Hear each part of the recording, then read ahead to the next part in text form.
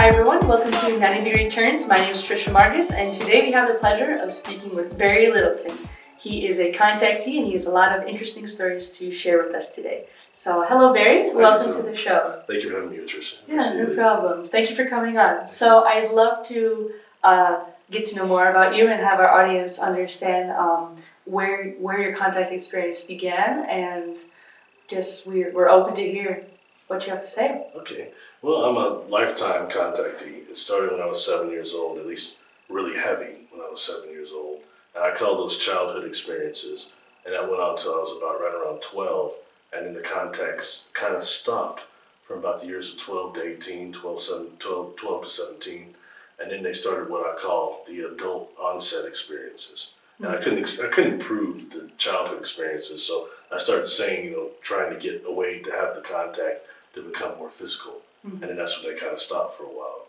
Then when I got older, about 18, they started again, and they started being even more physical than they were before. They were always physical, but these were involving missing time. So I had 4 incidents with adult onset experiences that involved missing time, between 4 hours and 4.5 hours each time. So I was pushing 20 hours of missing time. So then that's when I decided to go and get a regression and learn more about that. I had suffered an accident probably about 9 years ago, and I had taken some brain injuries. I was in a coma and had an NDE. And after that, I started exploring these contact scenarios I'd had when I was younger, especially since there was a chance I wouldn't ever remember them. You know what I mean? So I feel like I was gifted from source to still have my memory and cognitive functions. So I started speaking out a little bit. But that's kind of what I focus on the most, is the adult onset experiences, because the missing time is a prime factor involved in contactees. So, and I like to see the scientific and new age / ufology communities all come together and start doing things that are going to promote this change of consciousness we're all going through, this shift of consciousness. That's where it begins, really, I think, at the ground level. But right now, people aren't getting along, and then, it's drag. Yeah. Okay, thank you for sharing that. So I would love to know more about the near-death experience, and because some people believe that it can show a lot about like a life review when it happens, or it's just a figment of the cognitive mind and it's trying to create stories. So what is your experience with the near-death? I agree with the panoramic life review. I think that's accurate. In 2009, I was in a car accident, actually, and being my great intelligence, I wasn't wearing my seatbelt, so I went through basically every window in the car, almost. 3 of them I definitely went through the T-tops. So I sustained 4 catastrophic traumatic brain injuries, in which I was in a coma. I died on the way to the hospital. They brought me back, but then I was in a coma for about almost 14 days, almost 2 weeks. And then after that, it took about a month and a half to remember who I was. So during that, I had a near-death experience. And what I saw is, one is seraphim, supernanophem, as they're called, angels, the type of angels that the Uranta book says is like archangel and archangel and above, really high. I saw them during my near-death experience, okay? And these were not corporeal beings. These are like 1,000 strands of light. Light beings. And outside of them, they had like these shields, kind of. And outside of the shields, I saw what kind of looked like steam. Kind of when you're driving like on a hot road, you see the steam, the lines come up. It looked like that outside of their shields. Okay. So, and I've dealt with extraterrestrials that are very high vibration, but they weren't like these angels. These angels were higher. Okay, and then that, I think that they kind of helped me to remain cognitive, or at least the healing process. So that I'm now cognitively like I am now, because I was not predicted to be this way. So I think that's valid. And also it made me look a little bit into lifelong contactees that have been removed from accidents and then placed back just after the time of impact, so that they actually don't get injured the way that they probably should have automatically. So that's kind of a big deal, I think, and I wonder if I'm not one of those people that is an example of that. Can't prove it, but I know that the injuries I took were very severe, and I was blessed to still be here and to be able to talk about these experiences.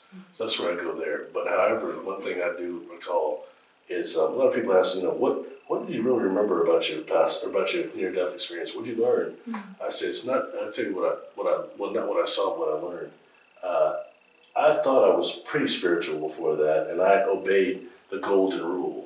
Do unto others like you want to be done, and I followed that. But it seems like no one really listened. I just got more or less used, But I realized even with my view of that after I died, even I was underestimating the impact that our relationships have with each other. The impact it has. That's what it is. That's what goes to the other side. Remember that movie Ghost with Patrick Swayze? Yeah. The very last scene, he tells her, "Oh, I've always loved you," and then he's looking at her, "Oh man, that all goes with us over here," and he walks off. Yeah, but I mean, that's, I think, quite accurate, Oh, very interesting. Yeah. Thank you for sharing. Wonderful. Since I had a brain injury, I spent a lot of time evaluating, before I actually went to Kansas and did a speech to the Traumatic Brain Injury Association there. But something I addressed is like some of the explanations they have for NDE, which would be like the last oxygen in your brain is being processed, and that's why people are seeing the light and stuff like that. And the only thing I'll say to people is, reality is real to the perceiver. And had I not have come back here, I would have been there. So that is what it is. You know what I mean? That's very interesting. Wow. And I definitely agree that your reality is, like you said, it depends on the receiver, right? So if you're here, or a different dimension, that is your new baseline. So you can travel through between it. It's very interesting to hear that you've had this experience. Yeah. Have you noticed the difference in your types of contact before and after the NDE?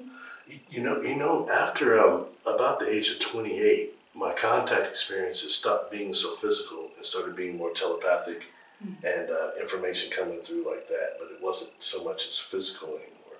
Then I had the traumatic brain injury and the accident and everything, and after that, it seemed like the contact still stayed telepathic to that degree, but I went out to where we're at now, the ECETI Ranch, to present, and basically got perceptual blasted because I thought that point in my life was done in my 20s. I didn't think anything could happen like that again. But I come out here and see definitely things that have stopped my world in terms of awareness and perception. So that's all I can answer that. It seems to continue on and on, I guess.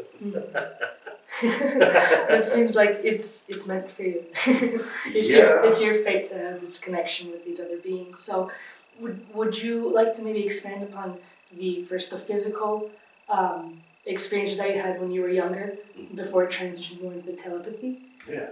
Well, there were several. I would wake up, in this room that was like I want to call it a laboratory. It was just a room that had this kind of gray room with a black table, and it had these items on it: a feather, a bowl of water, and then these little silver balls, like a big one and like 4 or 5 around it you could manipulate. The deal was to manipulate each one of these objects with your mind telekinetically. So I could do the feather, do the bowl of water, do the balls. And I remember one night waking up at this place again, but there are other students there in this room, a bigger room. And I'm being asked by the invisible teacher, the teacher that I always telepathically communicating with me or telling me what I'm supposed to do, but I've never seen it. But I refuse to do that. I refuse to be a part of this school because in my waking world school, I couldn't do any of this telekinetic stuff. So I was like, it's a waste of time. It only works here. So I stopped doing it. I guess they didn't invite me back. I don't know. But that was a physical experience. And the next would be what I call the acid rain experience, which is where I actually woke up on a ship and they're dealing with trying to combat the acid rain.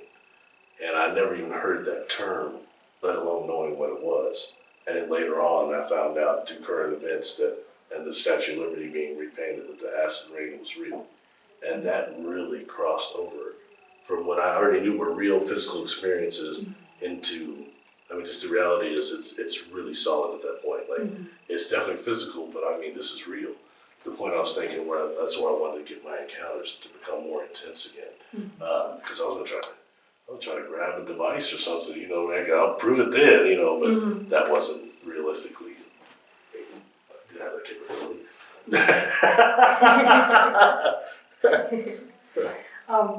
So then, with the experience of going and doing the school that you were in, there were beings who were physically present in front of you, correct? No, I Like was the just me in teachers the or room anything? most of the time. Okay. But in my mind, there was a teacher, so there was like a Oh, presence in there, but I okay. couldn't see him. Oh, okay. Yeah. Okay. So did you have other experiences where a being was physically present in front of you?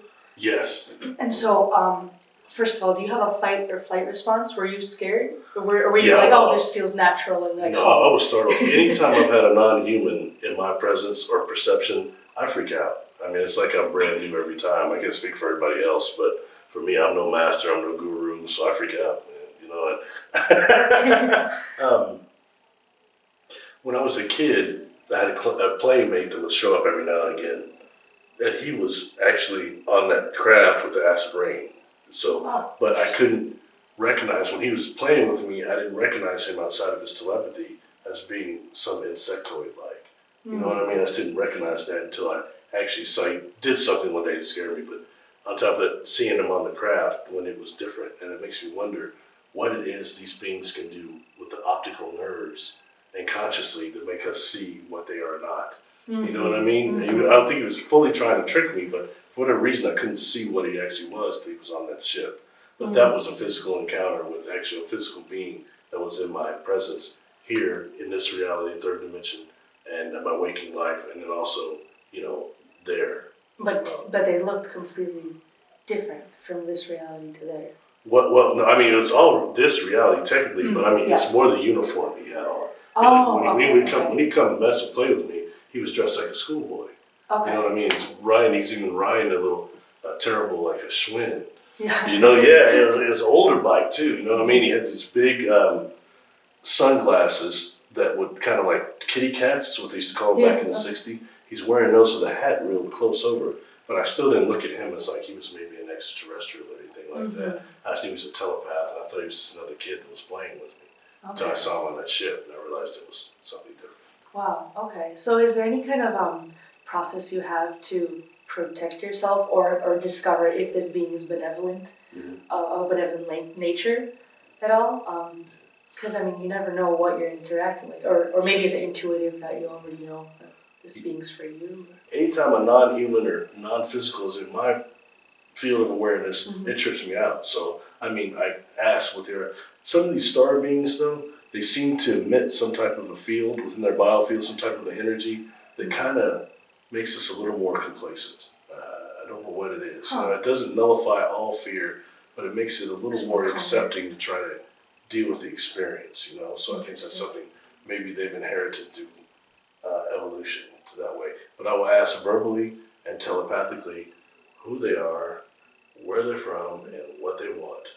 You know what I mean? And normally I get an answer. I've always got the same answer all the time. Okay. Yeah, so that's it. It's always been that. I don't say this much because it brings the religious connotation into it. But this is beyond that. But they start saying the Christ consciousness, the Christ energy. That's all these beings have told me that. That's what they work with. And, you know, I've never been insulted. I've never had any sexual connotation to my encounters. I've never been harmed. You know, only positive things have come out of it. It's just trying to remain normal after having these type of experiences and go on with your day-to-day life. It makes it hard. But I can't say that's their fault. Their fault. You know? Wow. So from your perspective, since every being has said that they're of Christ consciousness, and it is beyond religion of any sort, to you, what is Christ consciousness? As they explained it to me, it is a frequency of the prime creator, a vibration that's a love frequency that we can access while in this body's here. That's how they explained it to me. Because the first thing when they said that, the Christ consciousness, I said, no, because I don't have religion, right? So I said, I believe in the prime creator, but I try to take it straight to the spiritual, straight to source is that. When they say that, I said, oh, no, not this religious stuff.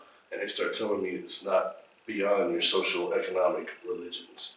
This is a vibration of the prime creator that you can access through love frequency. That's as direct as it gets, you know what I mean? So for me, that's the path to go. I believe during the death process, trying to bypass a lot of our karma. Some you mentioned earlier, a panoramic life review. I remember something similar to that and telling myself, there's a part of us that's still with the prime creator. Like I've heard it called the thought adjuster, the superconscious, the divine overself, all these things. But the truth is, this part of us is still in perfection with the Creator. So when we go through this panoramic life review, it's that part that judges us. I'm being told, we haven't done all the work I've come out here to do yet. I'm about to die. You know what I mean? So that said, no, I'm not ready to go. You know what I mean? So that kind of thing, that's kind of where that factors in. And did you feel that way when you were having your near-death experience, that you didn't complete what you were on this earth to complete? After I came back and was cognizant again, then I caught that then. But at the time, I was kind of scrambled eggs. You know what I mean? But yeah. When I came back, I have memories of that, definitely. And it wasn't a judgment, but it's just, it is a judgment, it's yourself. Yeah. I mean, why not? If your super consciousness is a part of us, what better than to judge our own self? You know what I mean? I think that's what the panoramic life review is. I definitely agree with that statement and the whole concept of it as well. So you said that you've also had experiences later on that turned from very physical, being taken onto these ships, but they kind of transferred into being more telepathic. So then with these like non-corporeal beings, you don't see them, or I'm sorry, they're not non-corporeal beings then, right? Some are inorganic, some are non-physicals. Yeah, they don't have bodies. Yeah. So they tend to be more telepathic. Okay. For the most part.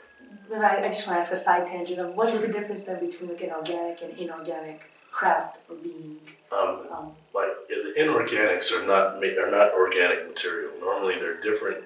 They're different types of containers we can use for consciousness. There could be like some of these inorganics. They could be configurations of light, configurations of plasma, configurations of orgone energy, stuff like that. So that's non-physical in that way. Maybe even what's called DOR, deadly orgone radiation. Everybody talks about orgone, but there's DOR that holds nimbus clouds together. That's why they kind of have some of that darkness to them. So you got beings like that too. You know, so that's kind of what I mean by non-physical. Even on board the craft, if anyone looks at my videos, they'll see one of the craft I show inside of it, it's got these eggs.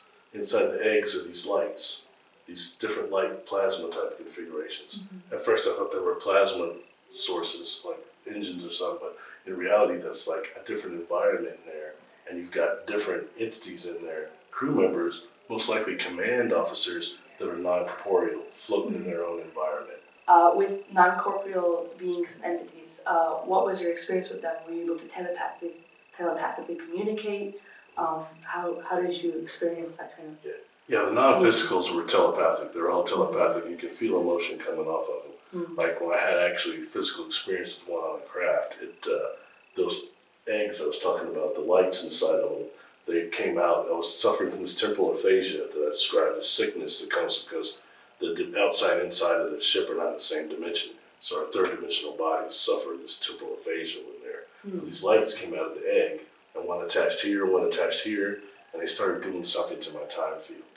I could tell, that's when I figured out these were entities, you know what I mean, life forms. They weren't telepathically telling me anything, but I could feel the energy, the love coming off of them, and the concern when they were attached, you know what I mean? So that's an example of that, but most all the information I'm aware of that comes from them is always normally telepathic or telethought. It's in pictures along with feelings, not always words come through, not for me. Wow, that's wild. Yeah. But really, really fascinating that you've had that kind of experience. Yeah. Well, it takes it into the area of these non-corporeal beings on board craft. How many of them of a lower vibration might be taking on copies and clones of different beings? And, that does come up to a certain degree, but these beings I dealt with were higher vibration and not doing that. But that doesn't mean the lower ones aren't. So. Would you say that previously you mentioned that when you were younger there would be like a being that seemed more human-like, right? And then when you got onto the ship, they would kind of change into a different suit of sorts. Would you consider them that they were shape-shifting?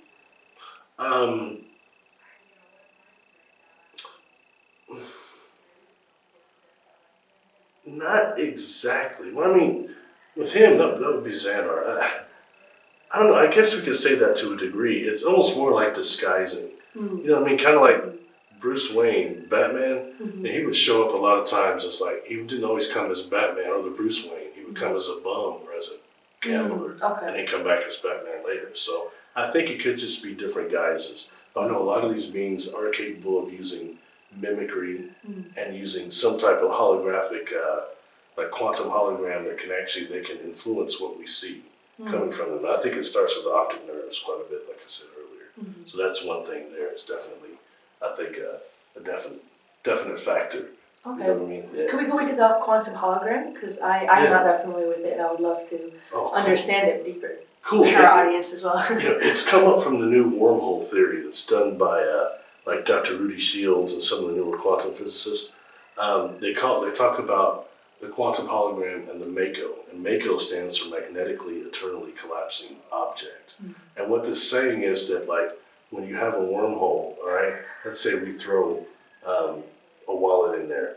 The wallet, when it goes into the aperture, there is an exact copy, like an astral type of copy made on the surface of the aperture of the wormhole, while the rest of the wallet actually goes through. So you've got two of them there, okay? And in that way, we can think of it with UFOs, how UFOs, a lot of times people see one hovering, then all of a sudden there'll be two, then one, and then that one's gone. That's actually the quantum hologram. When they're jumping frequency through one of these wormholes or something, it creates that mirror there, but it can't hold it doesn't stay stable in this dimension long, and it disappears.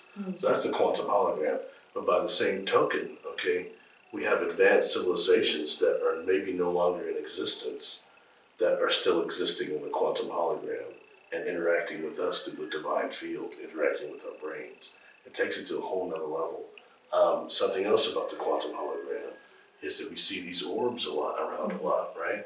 A lot of people are taking pictures of these orbs and they have faces in them. Yes. And that's what that would be. That would be a perfect representative of the quantum hologram. Beings that are trying to condense their energy field into a sphere and then going through these wormholes, making a copy, and they're looking at us, interacting with us that way. Where you and I are at right now, it's full of orbs. People just take pictures and they're all over. You can see them with your naked eye. Everywhere. And I think there's something in that mountain that is producing those orb technology. And the new calculations I saw, I'm not good with math, but I know they're talking about this, is the quantum hologram can be attached to actually the individual molecule of our body. If that's the case, then even the invisible orb, microscopic, could completely come in our field of awareness, our biofield, and affect our perception, our awareness. And out here where we're at, which is ECETI, it's famous for people having experiences that are crazy, but the orbs are everywhere out there. I think there's a device in there that actually scans people's soul life memories. And let's say, like for me, I hadn't seen a cat being, and then it, produces, you haven't seen a cat being, well, here you go. And it just sends out an orb that gets in your field of awareness. You're probably unaware of it, but it alters your perception.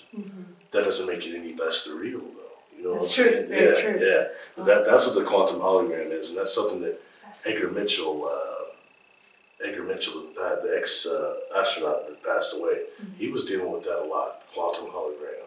And he talked about preparations they had to get when they went to the moon for that. Yeah, like actually holographic information and remote viewing. And they were practicing a lot of that stuff. I think that's fascinating. It absolutely is. Wow, so could you tell us more about your experience here at ECETI then? The different beings, because I know various people have a lot of different things that they can see, and the veil is very thin here on the land, and so it's I'm sure you've had many different experiences, so I'd love to go into what kind of ET experiences, contact experiences you've had here on the ranch. It started for me, the first time I was going to come out here and speak in 2016, probably about a week, maybe 4 or 5 days before I came here, I started having this obsession about watching albino Sasquatch, find out more about albino Sasquatch and white Sasquatch. I just was tripped out on it. I was looking up everything on that guy named Thinker Thunker, M.K. Davis, all those Bigfoot hunters. I was looking up all this stuff, okay? And to me, I just recognized that as some type of an obsession, okay? It's very odd, though. Came out of nowhere, not as telepathy. Now, when I get out on property here, First of all, let me say, I'm from the Midwest. I was unprepared for how remote this place actually is. From Portland, yeah. It really is. Okay, how many more mountains we gonna go by here? Yeah. We're getting where we need to be. You know, I'm going volcanoes.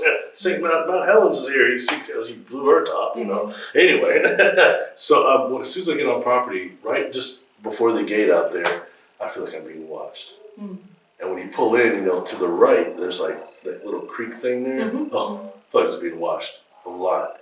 Then I get in, I'm sorry, but my brother doesn't camp, forgive me. So I had to get one of the cabins, a yurt, to come. So they put me in this cabin down number 2, and I found out later they say that Sasquatch tossed that room before. The cleaning lady said that, it got tossed, and she thought that the Bigfoot did it. Okay, so I get out here, now, forbid it in ECETI, James Gillian welcomes the Bigfoot and Sasquatch, so they have a safe haven, per se, okay? Now, I get to this cabin, and I start meditating on this little log that's back there, kind of in the back. I just go back there and stand by it, or just sit on it. And after like 2 days, there's a broken tree that's right in my field of vision from where I stand and sit right there. And it's odd, you know, it's like fresh bark on it. I keep thinking, that's odd, it must have been a storm or something. And it's pretty high up, it's about 8 feet up, okay? Then I still feel like I'm being watched all the time. And the weird thing is, I had just done a video over invisibility and invisibility techniques, and it seems like that was getting done on me. You know what I mean? Anyway, so 2 days later, I go back there, there's a second tree broken, right next to the other one.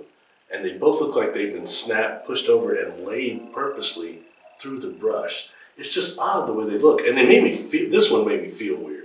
I was like, okay, there was no storm last night, and I could see the fresh bark off this thing. Okay, and this makes me feel really strange. And we've all heard about Bigfoot pushing over sticks, but come on, man. This is the back 40 of this thing, this place. It's wild. It's a lot of land out here, but you just think it couldn't be that. You know what I mean? So I try to Your brain tries to rationalize things too. Yeah, like, exactly. No, it can't be this. It's definitely XYZ. You know? Yeah, and this happened just before the conference. The conference goes on for a few days. Like, the day after the conference, my friend Peter Maxwell Slattery, who's here now, he took me into Hood River to get supplies. So we're gone for about an hour and a half, 2 hours. And we get back, it's dinner time, and I go down to put up my supplies in this yurt. And when I go down there, there is, and mind you, not many people left on the property at this point. There is a rectangular rock on the doorstep porch of that yurt. It's about yay big. And it's odd. It's like a piece of river stone with like basalt all around it, basalt circles around it. It's a very odd river stone, you know? Like, what the heck is this? I think, well, maybe I actually knocked it off from the rocks that are around the yurt when I was messing with the cooler. But the cooler was styrofoam. I would have poked a hole. Looked at that, it was fine. And you know, I could look at this thing because it had been a little bit darker. I could have tripped on that thing. And all I could think is, excuse my language, someone's effing with me. Someone's messing with me down there. And I couldn't shake that feeling, you know. And so they're blowing the horn. I go up to dinner, and I even pull one of the tables over towards the end of that office so I can monitor that trail. Whoever it is wasn't going to make a fool out of the Kansas boy a couple of days before he went home. You know what I mean? So Peter's eating dinner. He goes, "What's wrong, man?" You know, and I told him everything, and then he says, "Man, take me down and show me the rock." So we get done eating, we go down there, and Trisha, it's gone. It's not on the side of the house. I can't find it. And believe me, no one went down that trail. I was watching like a hawk. You know what I mean? So whoever it is had to come from the back 40 and behind there and do that. They took it. I started feeling real funny then, real strange. The next day, James Gillian takes us into Hood River for like lunch, and then we go to like some bookstore or some novelty store. And he walks up to me, he says, "Man, you've been kind of quiet today, man. What's wrong?"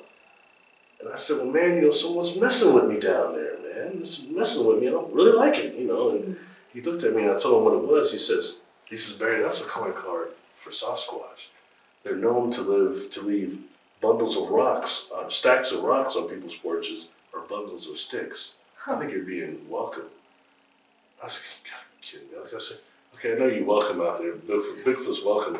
Do you have an albino one out there?" He looks at me. And a cream one. I said, "Really?" And he said, "I think you're being welcome." So that really kind of put me on the edge. And the reason I'm going to tell you this is because, okay, look, I have pictures on my YouTube channel of that actual video, or the picture of those trees. Those trees were snapped about 8 feet high. And if it's me, and if I'm going to push something over, I'm going to do it about chest level. So that means whoever did this is upwards of 10 feet tall, between 10 feet and 12 feet tall.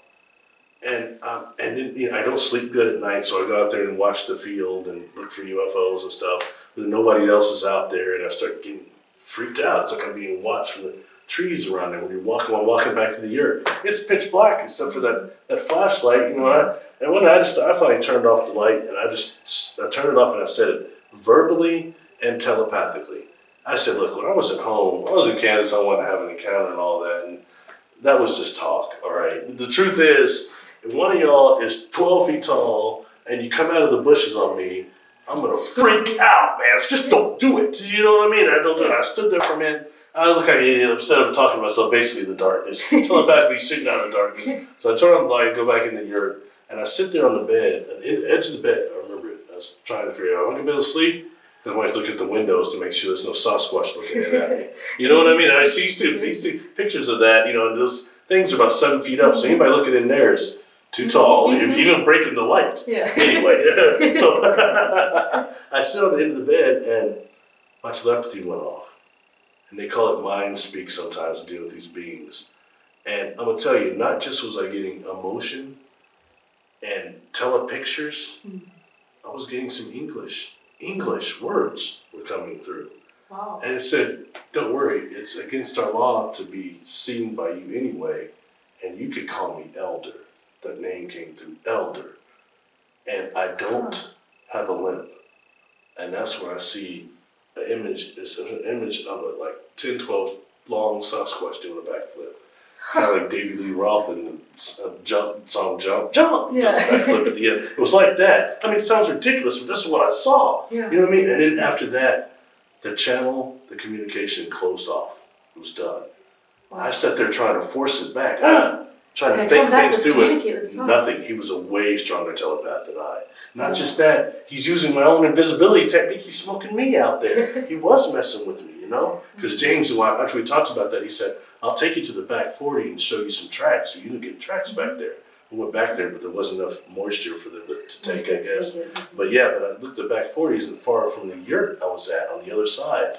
And I was thinking, like, wow, man, I can only see it if I got down on the ground through the roots kind of the trees, the bottom of the trees.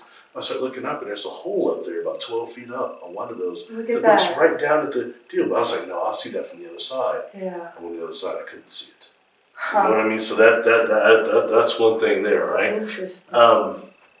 On the same thing, we'll stick to the Sasquatch part for a second. The following year, I was invited back to speak again. And this time I'm watching I'm running into this guy named Tom Powell in the dinner deal. And he tells me, Barry, I'm not the UFO guy. I'm real outgoing. I'm the Bigfoot guy, Sasquatch guy. I was, oh, really? And so we got to talking. Yeah. We went to his camper over there running the deal. We sit there in his lawn chairs and talk for hours. He was so informed, Tricia, on Sasquatch. He's like not just a Bigfoot hunter by me. He's like really getting into the trenches. Okay. He was good. He told me stuff. He's like an astronomy teacher, high school astronomy teacher. And I tell him what happens with this rock. He takes a big leaf and pokes 2 eyes and a mouth in it. He said, I learned this from like the Yakimas or some Native Americans who learned this. He said, why don't you take this and put it on your porch where that rock was? See if anything happens. Okay. And just remember you're dealing with beings that are so meticulous about everything in their environment. They know if one thing has been moved. And sometimes they'll move something to see if you've got the heightened awareness to catch it. So I put this thing out there, and it's just there about 2-3 days, and nothing really happened. I was like, this is ridiculous. So I dried up. I took it, crumbled it up, and let it blow away. Okay. About the next day after that, I go down to the yurt to get my computer, and there's a red lava stove on my doorstep. So automatically I went into Mr. Sherlock Holmes, because there's only a few people left out here. The conference is over. I'm like, somebody's trying to make a fool out of me, because what happened to me, everybody started talking about it, and the rock out for the Kansas guy. I'm sure you know it. I wasn't gonna let him get me, so I interrogated everybody out here when they were actually eating lunch. So I had everybody in one spot. I was pretty convinced it wasn't none of them. But there's one person, James Gillian, was planting trees near that yurt down there, and all around the property, but he's near that yurt planting them. So I went and caught him over there. He has these big sunglasses. I said, James, messing with me, man? You trying to put rocks on my doorstep? He says, he's laughing though. He's laughing. He's got a big smile. No, I've been doing this. I was like, come on. He's looking down. He's like, come look at me in the face, man. You're trying to make a fool out of me, man. You know, he's like, no, man, I've been doing this. I can tell he's being real. Yeah. So I said, okay. And I started walking away. I said, man, that's all right. But somebody's down there messing with me, and it's a human. It's a person. And I kept walking. He took the shovel and shoved it down. He goes, hey, Barry, how do you know that? And man, Trisha made me feel funny. I turned around and looked. I couldn't say that. It made me feel funny. You know what I mean? So I went down to get my computer, and there are rock structures, like little rock structures around this cabin near that log I was talking about. They're really little. They're like some like skipping stones stuck down in the ground. In a way, I can get them in there. And one of them's like have a pine cone up to it like this with the needle wrapped around the very tip of the pine cone. It was so subtle, but I noticed it. You know what I mean? And then I had this squirrel comes down from the trees and it's making an odd sound and it's staring me in my face from a tree, and it's the oddest thing I've ever experienced. And I almost think it was a shapeshifter without going too far into that. One other thing, okay? First night I came out here, I got mesmerized by the ships coming up the mountain. They seemed to come too close. The gal I was talking to at her tent, she went to go shower, which is a long ways away from where she was parked. I went out to the field of dreams to see these lights I kind of was seeing over the trees. They start coming real close, and they're zooming around kind of over, and I don't know, I tried to tune into them telepathically. I wasn't able to get through. And so I go back over, and she's at her tent reading this book. And I said, how long have you been over here? She said, oh, probably 30, 45 minutes. I said, you see me standing out in the field, right? She said, oh, yeah. I said, when did you come get me? You know, so when I call you in the morning, she said, I just thought maybe we're supposed to stay out there. You know, and then I take her out there, only one ship left. She points out another one comes into view, and suddenly she's not talking anymore. I look over at her, she's just got a silver like haze on her, and she's watching that ship. So I left her out in the field. I'm going back to my earth. Anyway, but okay, the last thing. The first time I was here, I was off property watching the Hood River thing at the bridge with a guy named Albert that worked out here. He worked out here like 2 years. Young guy, probably about 20, 24, 26. We started walking back, and I started looking back at him. I'm seeing like these purple orbs behind him, like real big. They're behind his back. I keep, at the point I'm looking back at him, I keep going like that. I keep seeing them, you know. And we go to the Pleiadian circle, and we're standing there talking. And I noticed there's a pine tree right on the side of this Pleiadian circle on the far side of the property. There's a light there, a bright light. And I thought it was Jupiter or maybe Venus, the way it was looking. But then I started noticing it's like moving, just a little bit, you know. But you can judge it. I can judge it by the tree. And then finally, I was just, hey man, you see this thing? Yeah, I see it, you know. And that's when it starts moving a little bit more. It starts, what they say, powering up, flashing, and then it like separates into 5, goes back to 1, separates to 5, goes back to 1, and it starts moving down, moving over towards this other mountain range called Sleeping Beauty right here. At this point, when it's morphing, Albert's over going, he started hyperventilating or something. Well, he's just freaking out. Yeah, he's freaking out. I'm freaking out. I'm freaking, you know what I mean? And so this thing goes over and starts lowering itself to what's called the tallest peak on Sleeping Beauty is, I think that James says Flathead Mountain is what it's called. But it starts descending, okay? And it goes down underneath, beyond the summit, goes down, and okay, it's gone. After about maybe 3 seconds, 2 seconds, it comes back on, and I can see it. And when I say that, I can see it through the mountain, about midways through the mountain. And I'm thinking, okay, the mountain air is something, my visual acuity is off. It actually came down in front of the mountain and then powered off and powered back up. Yeah. And then after that, I watched this thing go up almost to the top, goes up for a second and goes above the tree line there and does it again. It actually does it 3 times, okay? The last time it goes midways through, and then it like flashes one more time, then it goes out and goes down. Now, while this is happening, I look over, poor Albert is over there like a football player like this. I said, man, Albert, what are you seeing? Because this type of delusion is not shared, and we're not communicating about it. I said, what are you seeing? He said, it's impossible. I said, no, what are you seeing? He said, I can see it through the mountain. What is this, some sort of trick? Is this some sort of hologram? That's all he's saying. I don't know, man, I can't answer, you know? So you're seeing the same thing. Yeah, so I'm seeing the same thing. There's confirmation that oh my God. you're not the only one. I'd say next day, James wanted to film a picture. I was on my YouTube channel, a film about a little short video, and I can't hardly even talk in that video. You know, I couldn't talk after it was over. Lips were all chapped and stuff. It really blew me away. It pushed my limited knowledge of a holographic principle to the brink. You know what I mean? Just the whole thing. The quantum hologram, whatever, it was really pushing everything. The way the next day, still this year, I'm looking at the mountain up there like, God, how much of this is not real? Yeah. And James says at the top of Flathead Mountain, there's soldiers up there. And no one knows what they're up there for, why they're stationed up there. That's what he says, yeah. So that's just interesting. So I call that the holographic mountain. But it really threw me for a loop. The next year, the Sasquatches were like yelling a lot, and they actually, when Albert and I were over the bridge, we're walking back, and we hear this owl.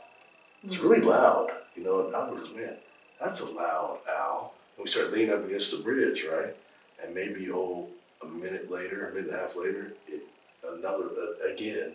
But this time it's closer and it's really loud.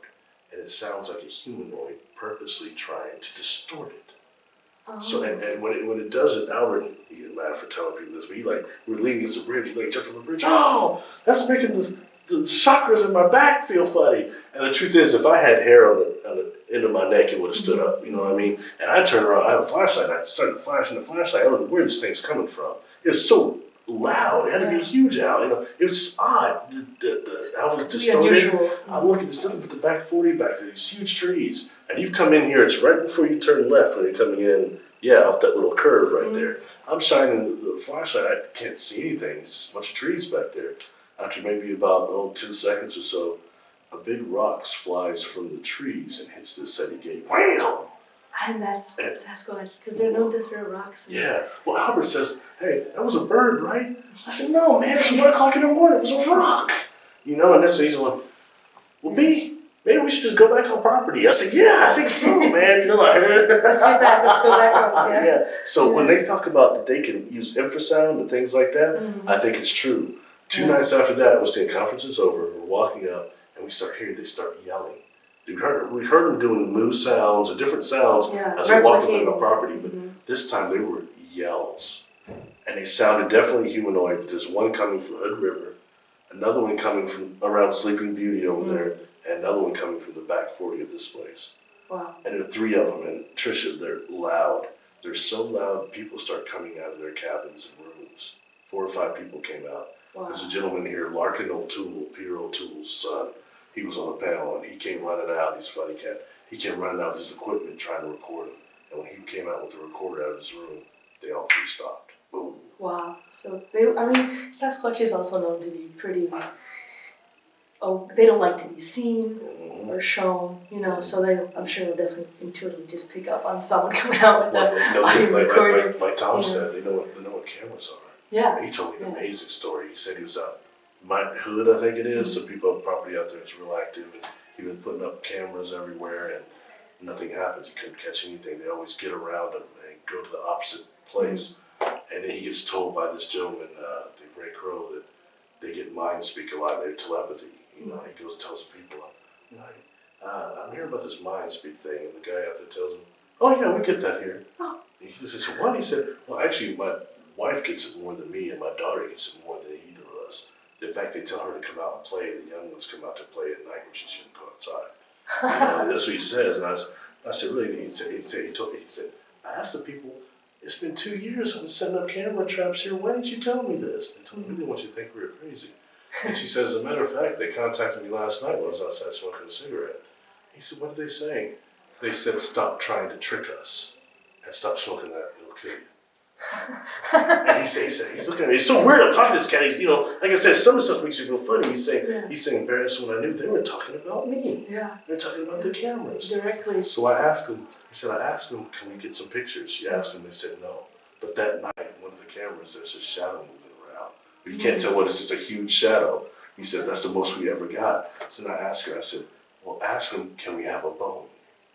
And so they responded, but the next day at the habitation, the next 2 days or whatever, at the habitation, there is a bone. I think where they're trying to give him stuff, it's a bone like in the ground, like buried in there.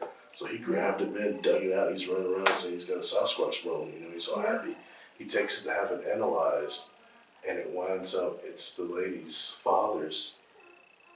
The guy's wife's father or something like this. I'm saying this right. Has got like an emu farm. This turns out to be emu bone when he gets analyzed. But her dad has an emu bone like 30 miles away or something. And he's looking at me, he says, well, Barry, I realized then I was dealing with intelligent individuals that had a sense of humor. So I didn't tell him what kind of bone. Yeah. You know, I was like, whoa. And he says, like, when he was knocking on the wood one night at Mount Hood, he said, I'm out there knocking on this wood, and I said, forget it. It took him over an hour or something to get home, he said. He said he gets home, he's bringing out his equipment out of his trunk, and he hears these wood knocks that are in response to what he'd been knocking, you know, 2 hours away. Mm-hmm. And he said the only way they could do that is if A, they're using portals, or B, it's like the monkeys from the monkey on one mountain, on one island, they teach the monkeys how to do something, and then the next island they start picking it up. Yeah, see the 100th monkey theory. Yeah, and what's it called? 100th monkey theory. Okay, right on, yeah. You just connect the cognitive, the consciousness, the collective consciousness of the beings. Yeah. Will transfer the information. Yeah. Mm-hmm. He correlated that with the Coconut Telegraph, that old song by like Jimmy Buffett. Mm-hmm. Yeah. So fascinating stuff. Isn't it crazy? Sure. I mean, it's just cool if nothing else, and fun. Food for thought, you know, because the different Sasquatches, they say 5 different types, and we'll do that a little bit. Some of them are hostile, you know what I mean, so you got to be careful, but some of them are something else. Yeah. I've been around, in my town, we've got one of the best primate exhibits there is. I think, it might be a silverback in there, and he came up to me on the window when I was in there. Let me tell you, it's just no telepathy. He was cool, good looking, you know, he looked at me, you know, but there was no telepathy there, and then he went on, none. Why couldn't Sasquatch can do that? It's definitely not just an animal like people are saying. Anyway. Well, Barry, thank you so much for coming on the show. This has been a pleasure to speak with you and learn about your personal experiences, talk about what's here on the ranch, and all the wild stuff that can happen with the Sasquatch and the gifts and all. It's amazing. Thank you so much for sharing your story. My pleasure. Thank you. And where can our viewers find you? If they want to learn more about you or contact you in any way. You can email me at barrylittleton13@gmail.com. I have a website, barrylittleton.com. I don't do much work there. It's a lot more what I thought. I'm not very good with the web stuff. But at least it has a link to my other things. And most of my work is on YouTube under Barry Littleton. It's about 200 videos there. Please look at the playlist and enjoy. Most of them are shorter videos designed for people that want to do their own research and take it further than that. Okay, well, thank you so much again, and I'm sure we'll talk soon, and I'll see you on the ranch. Thank you. So, thank you. Thank you. Thank you.